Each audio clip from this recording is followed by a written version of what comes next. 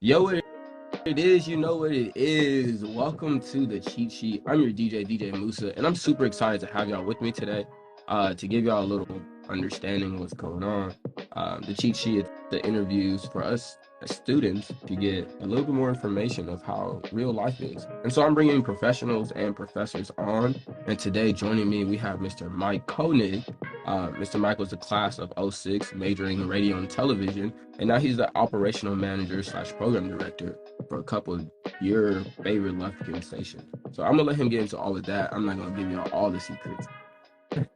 It's a lot, man. That's what I like when we were talking about the stations. There's a lot of them. It's Lufkin, Nacogdoches. So this market is, while it seems kind of small, there's a lot of coverage. There's probably, I don't know, 30 incorporated cities in the market, right? So you have, of course, Lufkin, Nacogdoches, and then all the surrounding places. Yeah. And it ends up being a fairly wide coverage area. But yeah, we have 96.3, that's Hot 96.3, 100.1, Y100. There's a country station, Super Mix 101.9. That's a regional Mexican radio station, 103.7, 104.1, 1260, and 1340. So it's a lot. So I'm on year, I started in '03, so I guess I'm on year like 20.5. I was trying to put in a hard 20, you know. Yeah. But I started a long time ago. It doesn't seem long ago. Yeah. Doing a lot out here, and then I've always been like based out here, and then doing shows in some other markets as well, like through voice tracking. I did Corpus. I did a morning show in Corpus on KBSO, but I did that from NAC, which was pretty cool. That was over 10 years ago, I think, and we were doing that via ISDN. So it was live. Was via ISDN? Like trying to think what they were called, like voice over IP. Okay. Live, so it came through kind of like the internet, but just voice. Yeah. It live, and I could see what songs were playing, and it was like I was there. And if you had, I also did that in Natchitoches, Louisiana, right? You know, Yeah. on the other side, where if there was an event or something, I could go, and they thought I was there. Period. So now that's happening everywhere. I don't think back in those days it really was, but I was trying to do as much as I could radio live. You really lifted the curtain, like I didn't even know. I thought y'all really would go out to all of these places and not live there, but at least like pop out. That's what I'm saying. No, so like I would be here. Yeah. But let's say I wanted to do something like a fundraiser or whatever. Yeah. Well, then I would just go drive to Natchitoches and go do the live thing. So they thought I was in the studio there all the time. Okay. So it was kind of cool. It was like I called it like a voice tracking hybrid deal. There's a lot of voice tracking going on all over America. There always has been, but you never see those guys. Like there could be a guy on in Lufkin, but he's actually in New York. But he doesn't come out and do anything. Yeah. I was trying to do it in markets close enough where we could go. And then it'd be easier to get live endorsements because people knew who you were. They didn't need to know that I didn't sleep there at night. You know. Man, I think radio's still the coolest position because, I mean, you remember them because you listen to it on the bus and everything. But let's get into a little bit about you. How would you describe your role as a profession? So I went through it. I had a larger role a few years ago, and I went in. I started when I was in school. I was like a PD, and then became an operations manager, and then a general manager while I was still in college. And then where did you start at? ACS, right? It was at 910 North Street, right down the road. If you know where El Ranchero is, shout out. Is the building in front of it? I think now it's some kind of forestry building. I'm not sure, but it was a cool place. I had a show called the Texas Study Break from 9 to 10 at night. Well, I take that back. That was the second station. The first station I started at was KVLL V94.7 Jams, which was the true first hip-hop station in this market. And that was in 2003. And it was very interesting because hip-hop now is very widely accepted. It was not in East Texas in 2003. It was a different ball game. And we made it about 2 years, I think. J Soul. You hear his name around town a lot. It was me and him and a couple other guys. He does trivia. He moved to San Diego for the last 20 years, and somehow he found his way back to NEC. It's one of those things. Yeah, he's still out there. Me and him did that, and it was a big thing. We made it, and we did good up until the end, and then the station sold. not really sure. I wasn't in that position Yeah. at that point to know 100% what was going on. The station sold anyway. It went away. Then they moved us over to the country station, which growing up, even though I grew up in Kingwood and Houston, Yeah. I didn't listen to country We music didn't. at all. We Except to 97.9 The Box, the bots. Matter in the Morning, and all those guys, and I knew hip hop and Nicole. R&B. Yeah, so when they moved us over to the country station, I did have a hard time at first, but then I started to get into the Texas red dirt music, which is similar to rock, with your Pat Green, Cross Canadian Ragweed, Kevin Fowler, all those guys. And eventually I took over a show called the Texas Study Break, which went from 9 to 10 on weeknights. That show was wild because there was a club called Jitterbugs here. It was a big club. All these gigantic bands would play, and I would get them in the studio before they played. So I had all the guys who were coming up at the time and all the guys that were super popular that came by the studio, and I was able to talk to them. And we did kind of, we talked about this the other night, but I kind of did like long form interviews. Nobody on the radio would ever do that. It was like, man, you talk to somebody for 3 minutes, you're in and you're out, right? Yeah.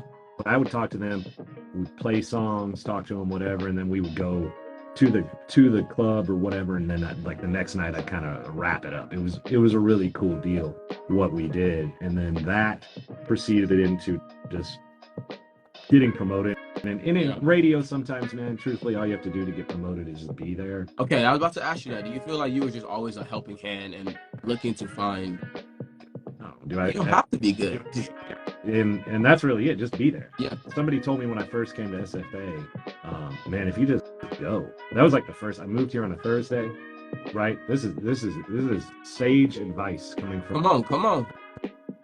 But an old guy who's lived in a college town effectively his whole adult life. He was here, y'all. So he already went through. I went here, and I made it. So yeah, that's the thing. And I graduated with a good GPA, which was surprising to literally every single person that knows me. But never to study. That's what they be asking. I just studied at the radio station. You gotta, you know what I mean? I heard Ludacris talk about working in radio too. You just use the tools that they give you. Anyway, when you're on the air, you got 9 minutes to study in those 9 minutes. And then you talk, and I would make note cards and do all that. So anyway, I got promoted just by being there, and people would leave, and then they'd be like, just bring old Mike in. Yeah. I mean, so I did that. Then we moved. That station got bought by a company called Yates Media, or got leased. I don't know. It was an LMA deal. I went down there. From there, then I just worked hard down there as well. Started programming the other stations. Sorry, man, I'm moving. No, you moving camera. So I started doing that, and then eventually, years later, in 2017, we bought the company. Did that for a few years, sold out of that deal, and then I stayed on as like ops manager, or not general manager. So what's the role? What's the role of these people like?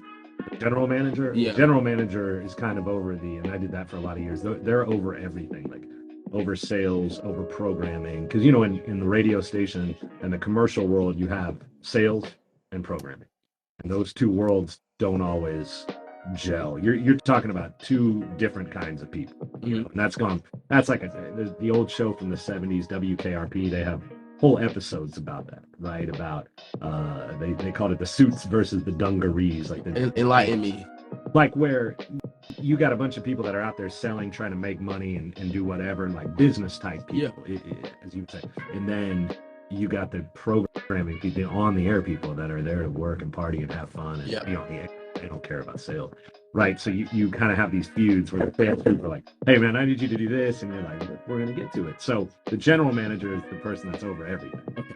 And then you have your ops manager, which mainly handles all the programming side of things, and then you have your sales manager, and then underneath the ops manager generally. And this is when radio stations were like fully staffed. So in the big markets, they still have all this, but the smaller markets, it's gone a little bit down. But the program director is who picks all the music, does all that, where they play it. I mean, that's a very generalized term, but they're the ones that line everything out. And back in the old days, you would have underneath the program director, you would have a music director. And that's who would get all the music together. And then the program director would coordinate everything. So I've done every one of those positions, including sales. And even now I still do some sales just to do. I just handle people.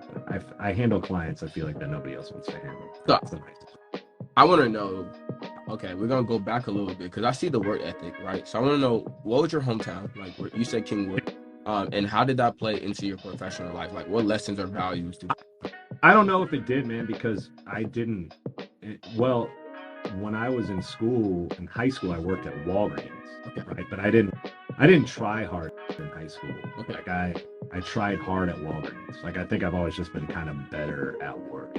But then when I came to college and it cost money, Yep. my parents were helping with all that. I was like, all right, I gotta get it together. So then I really tried, and then getting in radio almost the same year as the next year. Yeah. When I got in radio, that it was like, okay, this is super fun. And also, when you're in college and you work in radio and you have tickets to literally every single event in town and passes to everything going on, Yeah. it now takes you to another level, like on your social scale of like, man, like whatever we want to do, we can do it. So don't tell them the secret. Don't tell them the secrets. One thing back in those days, which I still feel like is a disconnect, that there's a large disconnect between students and the city, right? Where when I was in school, I was going everywhere in the city, man. We were going to Lufkin or Center or San Augustine or Henderson or all that, because we had to do these live remotes places. Yeah. But I saw Mac different than a lot of students, I think, where people are, oh man, Mac's so boring. But the only place they ever went was North Street. Like they went out on North Street, but they didn't go to any. They went to Benita's. That was like, didn't even exist. Frogs. Didn't even exist. Oh wow. Frogs did. It didn't exist. But no, Benito was 05, 06 is when they started that. That was before all that. So but even then, it was just people that went out on North Street, and they didn't ever do anything. There's cool events that happen, and there were a lot of events that even I feel like college students would be interested in that they weren't, and it's because they never ventured out. In the city, I felt like, and it's not the city's fault, or it's not anybody's fault in the city, but there was a disconnect where they weren't really reaching out. Now, however, there's been a lot more where like the Chamber of Commerce has like a straight initiative to get students to be involved in stuff that happens in the city. And one different thing that I've seen over the years is that some of these, like, you've got the Blueberry Festival or the Dia de los Muertos Festival and all that, and you see tons of students out there, even in the summer. So I'm like, okay, so now people are getting out and doing a little bit more stuff, where that for a long time I think was kind of a problem. But I was in both worlds, and I loved it, man. That's why I'm still here. I tell people that all the time. I'm voluntarily here. Because people go, man, I can't believe you're still in that.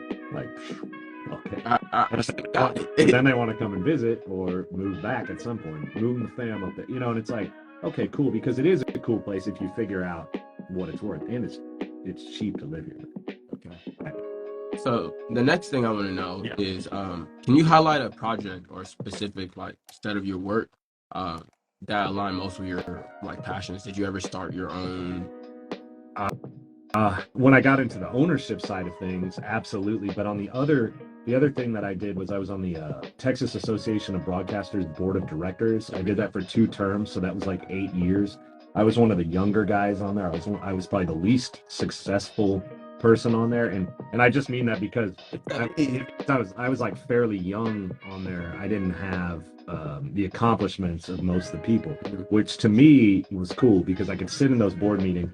If we had stuff, because there were a couple people from East Texas, so we were kind of like the East Texas representatives for the state, and the Texas Association of Broadcasters board, or the Texas Association of Broadcasters period, is the largest association of broadcasters in America. So there were a lot of issues, of course, concerning anything in America with radio or TV that we were on the front lines of, right along with the National Association of Broadcasters. So it was cool to be on that board, and I could sit back, and I was smart enough to shut up and listen to people who knew a lot more than I did. Yeah. And that's one thing that, like, I was on there in my late 20s, early 30s, and most of the people on that board were in their 50s and 60s. And these are people that, were CEOs of ABC, CBS Radio, and stuff like that. And I was able to sit next to them as a peer, where there's no way I would be able to get up, no matter how hard you worked. you're not going to be sitting up. Yeah. So I got elected. I think I like ran for it one time. I didn't make it, and then I was like, we'll try this again till I get on here because I want to do it. Why did you want to do it? Because there's issues, I think, with broadcasting that don't get enough attention, i.e., in musical royalties, you have BMI, CSAC, GMR, ASCAP, and they will try to take. The more you make, the more they take. Yeah. And it's not fair. The way they work a lot of that stuff. So we were dealing with that. They were trying to impose a performance tax in Texas for putting more tax onto radio. Like, we're out here, we're promoting these artists, we're playing the artists, and they're saying, of course, we're making money off them, which we are. But paying royalties and licensing, all that's one thing, but it would continue as radio revenues were going down, their percentages were going up.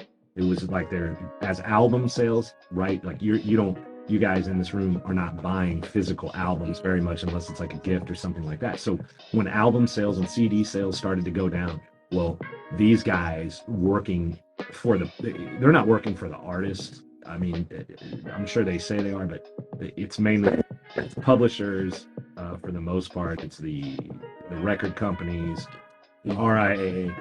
How do they make their money back from the album sales that they lost? Oh, we'll hit radio, right? Or we'll hit anywhere that plays live music. We're gonna hit them harder. So that is a passion of mine. Like, we have artists beating our doors down to play their music, and then we're paying them an inordinate amount of money when for years they were literally trying to pay under the table. It was payola.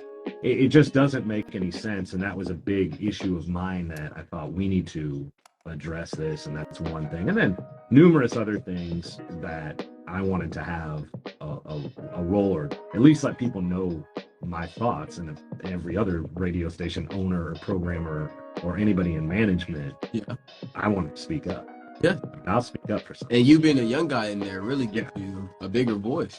I guess. Yeah, you before you say something in front of those people, you think about it. Yeah, that's for sure. Yeah, it wasn't like, all right, I'm this age now, and everybody on there's younger than me, and I feel like I'm gonna say no. And even now, I don't do that because now I'm listening. I learned that lesson. Listen to what people have to say. Yeah, so that really helped me there. But yeah, as far as that goes, man, and then of course just the music.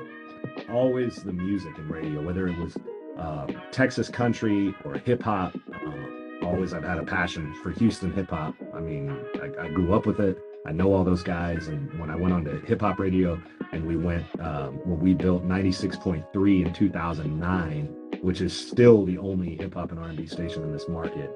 It was, if you listen to it now, and I don't know if I should be plugging other radio stations, but since you have me on. Hey, we're gonna change our call letters. Don't worry. No, it's all right. But the thing about that was if you listen to that station now, you'll hear a lot of it's Houston heavy. People know that I had a buddy that moved, that he didn't even know that I lived here. Yeah. Here I saw him. And he was like, man, you got to hear this radio station. I said, I program it. I program it. It's everything we liked growing up. You know, but like, not all the time, but we there was a little bit of it snuck in there time to time. You heard Fat Pat a little more than most radio stations. Hey, yeah. That's the power whenever you can control the program. Yeah. So how do you see your work contributing to a broader impact to the industry? I guess just like I said, like my work on radio, I mean, I'm just programming it for the market. So I don't know if that's a wide contribution to the industry. I think, though, with the Association of Broadcasters stuff, I think that what we brought to that was kind of cool. I was able to talk to, we have always operated with kind of a skeleton crew out here. It's hard to get people to work, and we were able to figure out how to, work with 30 or 40% less people than most radio stations. And we have six radio stations now. And we're managing to make it work with very few employees. So with that, if people look at that system, it's not perfect, that's for sure. You always want more people, but sometimes it's hard to get them. I mean, it's hard. Right? Internships are good, man. Internships. If anybody's listening, that needs an internship, holler at me. But that's one thing, and I think part of it is because we're in Lufkin. It is, well, now with the highways the way they are, minus a little road construction, it's like 23 minutes to get to Lufkin. It used to take like 35, and I understand. And gas prices are high, but I try to work with everybody because I have an office in that too. So I'm like, if anybody wants to intern, and like we talked about, Maybe we're gonna be live. Yeah, interning is the best way when you get out of school to get a job because you already have all the stuff under your belt. You can learn all you want to learn in school, and it's going to be great, and it's going to help you. And I feel like you're going to be better off than a lot of people. However, if you don't have that like portfolio of stuff that you've actually done in real radio, or just being around a real radio station, they know, because I've interviewed people that want to do like on-air jobs, and they've got school stuff, and that's great. I mean, especially for they don't count. But they do, because you learn, because in the classes you learn a lot of stuff, especially in the programming class. I think it's like maybe like I don't know, you taking that class like 440. I'm a computer science major. You're just in here? Yes, I really love radio and television. But on the station? Here, baby. I thought you had to be a radio TV major. Yeah, I made it one of my minors, but I think they're gonna change over to mass comm. Okay, yeah, it's different now because I don't know. I think that the actual degree is different, but there's a couple programming classes that I suggest to everybody that are literally like, first off, even if you don't ever plan to go into sales, take a sales class, because then you realize how salespeople operate, and then you it's like empathy, man, because you know what they're doing and why they're doing what they're doing versus just like, oh, look at this nerd Chuck in sales or what, it's more like, okay, well, I see what he's trying to do, and then that way when he's coming to you and he's like, man, I got this idea for a spot, you're not like, dude, that's dumb. No, he's got the idea because his client's got the idea, and he needs to make the sale so they can continue to pay you to talk on the air. It's like, it's kind of good too. And then that way, if for instance, like, and this has happened to me where we lost, like when I was really young, we lost some salespeople, and I asked the owner of the station, I said, hey, can I just sell and make a commission and still continue to get my salary for being on air? And it was like, dude, I was rich for a while. I felt like I wasn't, but I felt like it, because I was making all this extra. It was like 15% commission. Well, that's all you had to tell me. I was out there, man. I cut my hair and was wearing nice clothes. So I knew how to do it because of school. Yeah. Right? I didn't ever sell. I learned that whatever I knew, I learned from that class. Yeah. And then I went out with some people and saw it in the real world, but I had all the basics. I knew what, rates and cost per thousand and all that kind of stuff was. So I do think as far as the school, the classwork, absolutely that helps. And the announcing class here, all those classes are good. I mean, I don't think I took a class that was like that I would feel like would be pointless. I took a lot of classes, like electives that were, I just took it for fun. But I learned a lot. Hey, you are gonna learn again. I don't know if they still have that, but I said to anybody listening, angling. It's a club, I think. I took the class, dude. It was called angling. It was like a PE credit or whatever. Hey, what? Yeah. PE credit in college? Yeah. Okay, so let me ask you this: are there any common misunderstandings or misconceptions about radio or like what you do that? I don't know if there's misconceptions.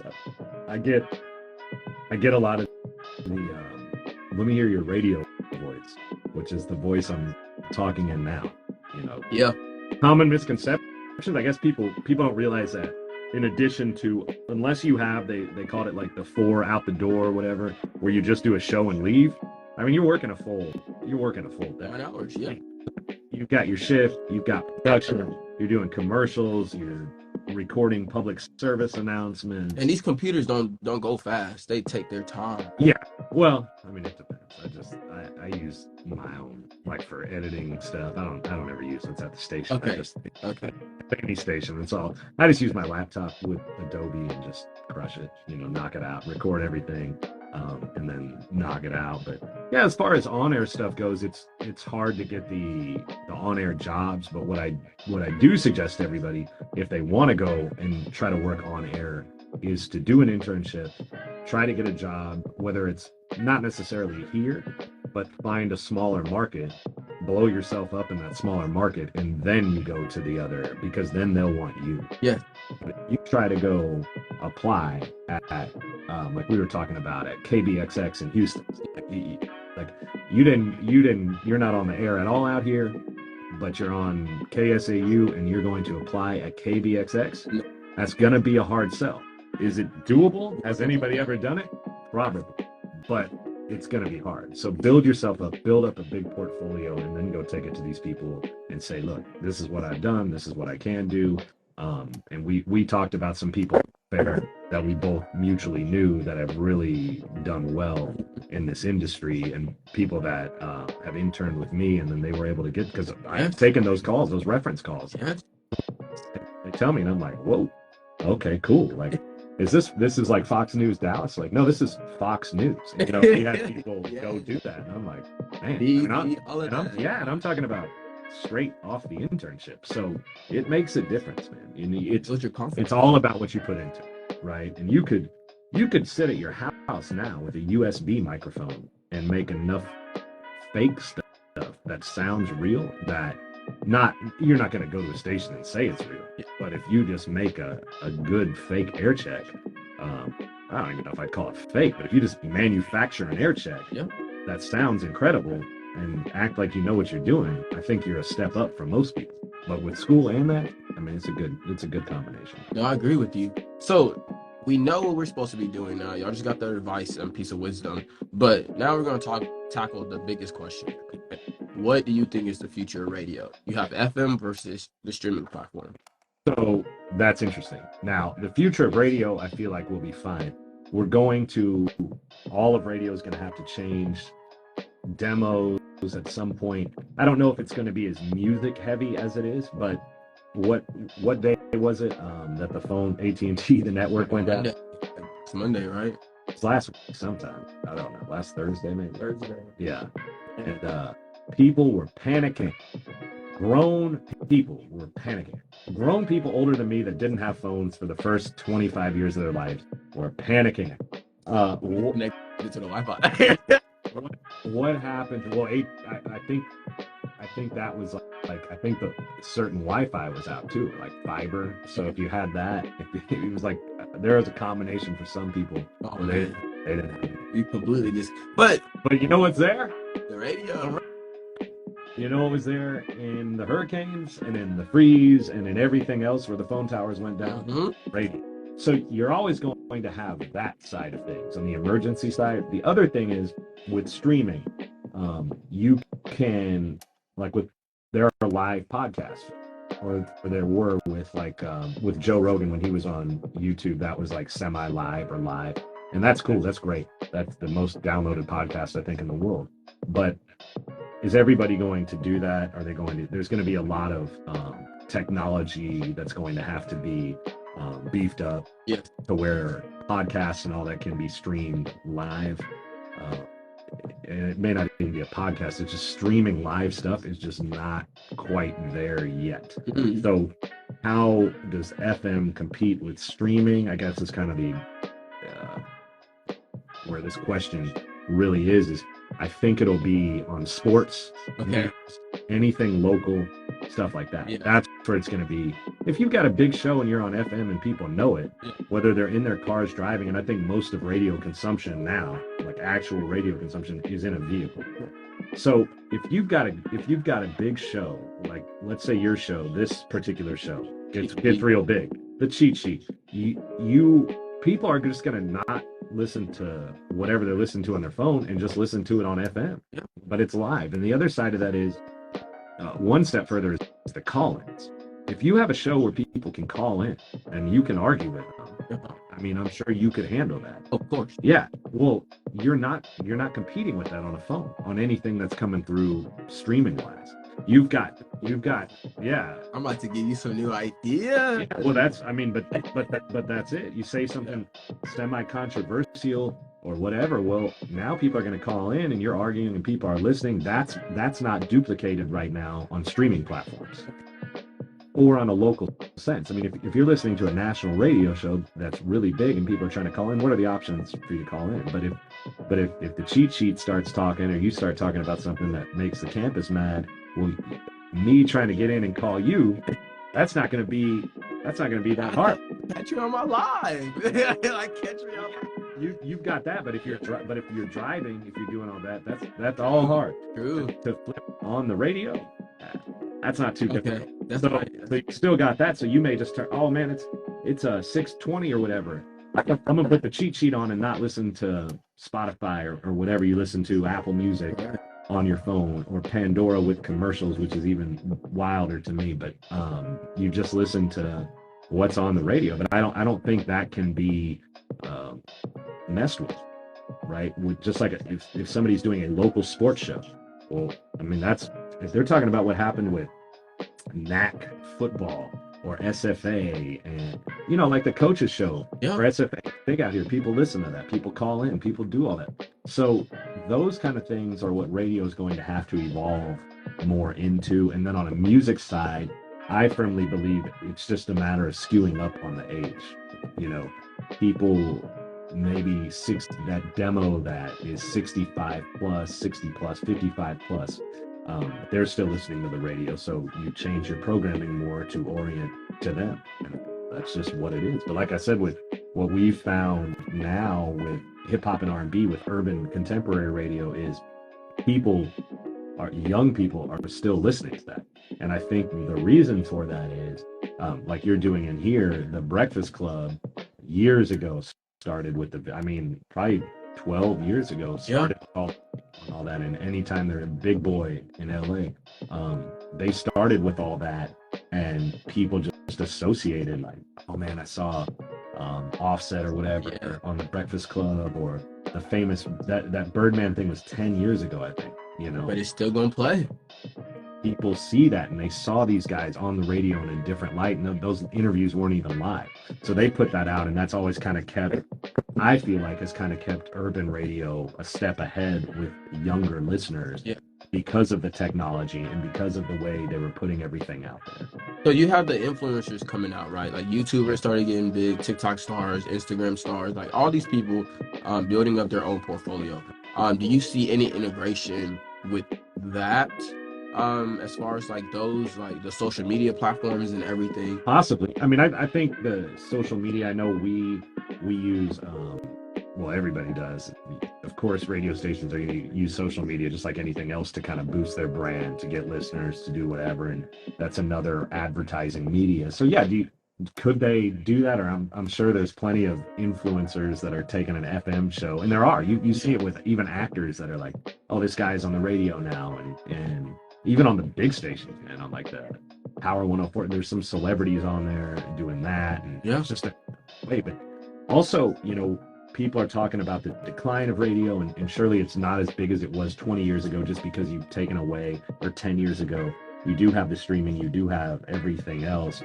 But these big markets, you're still talking about, there's millions of listeners. Yeah. So of course if you can make money, you're gonna do that, because just as well as I do, these influencers are not making quite as much money as everybody thinks. Now I know you can make a lot of money. I mean, I have a monetized Facebook, man. So sometimes you can post something crazy that just starts people in a fight, and sit and make money.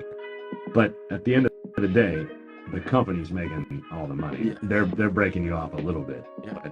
But to get to that point, that's the other side of it, is if you think you are going to make yourself an influencer, that's a hard job, because being out here for a long time, and working amongst students and everything else, I can't tell you how many people come up to me and tell me they're an influencer and they have 8,600 followers.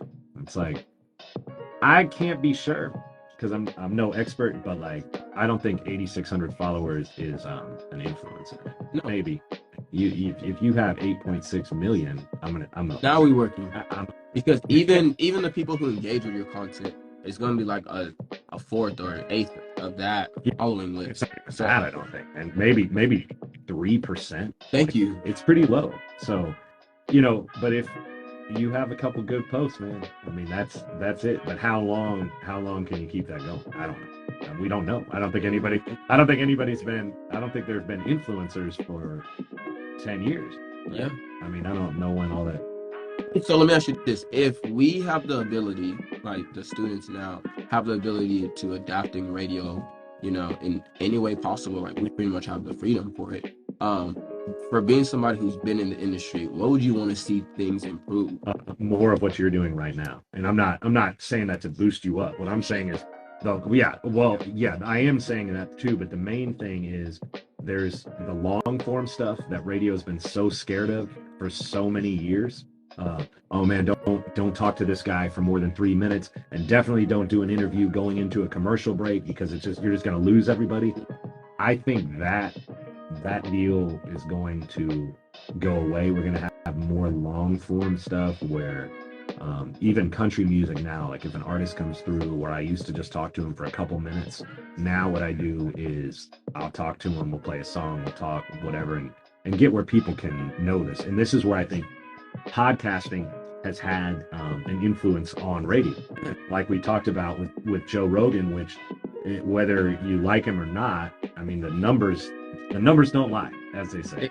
They gonna tell the guy, when I think Bernie Sanders, it was Bernie Sanders, I think he gave me 3 hours to talk. Well, I mean, that guy's never had a platform that long and ever to talk. But giving people, the FM guy that did that before was Howard Stern. And he was the only one that ever gave these people longer than a few minutes to talk, to really get into what they're talking about. And that's where I think that we're going to change stuff. Because if you're talking about something interesting, now, if you're listening to this right now and you've made it this far, you must be interested in radio. Because this is a very select topic. However, if I'm running for mayor of NAC or, something, and people want to hear me, and I come on this show and they know, hey, this guy's going to be talking about what he wants to talk about, or they can even call in. Again, that cannot be duplicated right now. I mean, it can be, but it's extremely expensive, and it's going to be hard. But anybody can turn on the radio, and everybody has a phone. So if you want to ask whoever it is that's running for mayor, if you want to ask him how he's going to fix the right-hand lane of North Street, shout out City of Mac, get it fixed. You know what I mean? If you ask them that question, which is the question I want to ask, I've been wanting to ask forever, even though it's a state issue, you could call in and ask that. You could ask that to the guy that's running for mayor, or ask him like a hard question, man. And that's fair. Yeah, and he's got to answer it. That's that. I ran for city commissioner. I lost by 9 votes, dude, like 10 years ago. And but I had to go to 9. I had to go to it's because what 9 people didn't like me. I ran against a guy. I was 29, I think, or maybe 30, but I ran against a guy who was 65. So it's mad, dude. I mean, there were not many young people that came out to vote. So, but if we could have done a forum, we did do a debate, and people asked weird questions, and they kind of held you to it. Like people were asking me about the highway being rerouted through the loop. I was running for city commissioner. It wouldn't even affect the ward I was running in, but people still asked. Yeah. But that's hard to get people to go out to go ask those questions, right? Whereas if you're on the radio, they can say whatever they want to say. Again, you could do that. You can do the ask me anythings or all that kind of stuff. But like with your system right here with the video, this video is you. This is not, so this can be duplicated. Yeah. This is not something that costs thousands and thousands of dollars. Right. Although you have a cool setup. It's for the younger generation. I mean, I think everybody's into it. I think everybody will watch it. It's just a matter of getting it done. And that's what you're doing. And I think that's where the future of all this is going to be. So, well, Mr. Koenig, I appreciate you. You have really inspired me for a person who's actually doing this. And just because I like doing it, like this isn't anything mandatory, but appreciate you for coming on the cheat sheet and giving us. Can I give like my Instagram? Please, just in case anybody wants to intern. I guess we were talking about. Anybody wants to intern, anybody has any questions about radio, TV, my Instagram is Mike, MikeOnMics, Mike on Mics. because I couldn't get Mike on the mic, and my other Instagram got hacked, so I had to come up with one on the fly. Also, I'm at Flashback Cafe all the time. I do a little bit of that as well. And just come by and see me, and I'll tell you about radio all day. But I'm out there, man, and anybody that's studying this or wants to do this, I mean, I definitely want to help them and impart this knowledge for whatever it's worth. You're not doing anything. I think if you have the chance of making a new career, a new opportunity, just because you have the opportunity. Absolutely. And it's not hard to get into. I mean, I mean, to maybe make a lot of money, it's hard. Yeah. But if you want to get into it to where then you can make a lot of money, absolutely do it. You know, the hardest thing I have now with interns or anything else is we have such a skeleton crew that I'm running around doing stuff. So if you're an intern and you're like a self-starter, you have an idea of what you want to do, right on. Y'all have heard him, okay? Go ahead, check him out on Instagram. Go ahead, pull up the Flashback if you forgot his Instagram. But I thank y'all for tuning into the Cheat Sheet. I'm your DJ Musa, and let's get back into some music.